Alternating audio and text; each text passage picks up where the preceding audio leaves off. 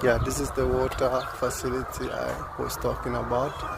Maybe the man just come here and opens it to give some water to the chickens. Since it is in an elevated position, the water just flows directly without needing any type of like electricity.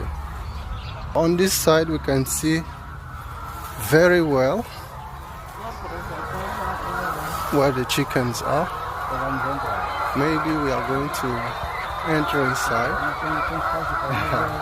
I was really excited to see this moment happen, and I can see eggs that have been laid, right? And chickens are feeding themselves. Some of them are just looking at us. Yeah.